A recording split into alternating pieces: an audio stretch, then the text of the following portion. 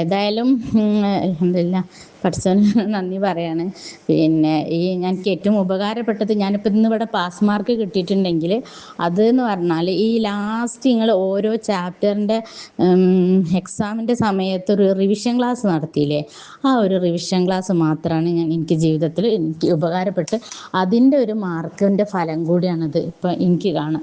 അല്ലാണ്ട് ഞാൻ ഫസ്റ്റ് മുതൽ ഇത് കാരണം നമ്മൾ ഓരോരോ തിരക്ക് ഇതൊക്കെ ഉള്ള ആൾക്കാരല്ലേ, അപ്പം അതൊന്നും എനിക്ക് ക്ലാസ് കേൾക്കാനും നോട്ട്സ് എഴുതിയെടുക്കാനും ഒന്നും എനിക്ക് പറ്റിയിട്ടില്ല. പിന്നെ എന്താ എൻ്റെ ഒരു സ്വഭാവം എന്ന് പറഞ്ഞാൽ പഠിക്കുന്നത് എഴുതി പഠിക്കുന്ന ഒരാളാണ്. അപ്പം അതുകൊണ്ട് ഈ ലാസ്റ്റ് റിവിഷൻ ക്ലാസ് പഠിക്കുമ്പോൾ ഓരോ ആൻസറും എഴുതി പഠിക്കുക. ഞങ്ങളുടെ എക്സാമിന് ഹാളിലേക്ക് പോകുമ്പോൾ അവരോട് ഞാൻ ക്ലാസ് നോട്ടൊന്നും കേട്ട് എഴുതിയില്ല എന്ന് പറഞ്ഞിട്ട് അവരെന്നെ കുറ്റപ്പെടുത്തി. പിന്നെ എന്താ ഈ പുസ്തകം ഞാൻ പറഞ്ഞു, ഞാൻ പഠിക്കുന്നത് ഒരുപാട് തവണ വായിക്കില്ല, ആ ആൻസർ ഒരു തവണ എഴുതും, എന്നിട്ട് പിന്നെ ഒന്നോ രണ്ടോ തവണ വായിക്കും. ആ സിസ്റ്റമാണ് എനിക്ക് അങ്ങനെ എഴുതി പഠിച്ചത്, അത്രേ ഉള്ളൂ എന്ന് പറഞ്ഞു. ആ ഒരു ഒരൊറ്റ ഒന്നോ രണ്ടോ തവണ വായിച്ചും കേൾക്കും ചെയ്തതിൻ്റെ അടിസ്ഥാനത്തിൽ പോയി എഴുതിയ എക്സാമിൻ്റെ റിസൾട്ടാണ് ഇന്നിപ്പോൾ മാമിൻ്റെ മുമ്പിൽ ഞാൻ അയച്ചു തന്നിട്ടുള്ളത്.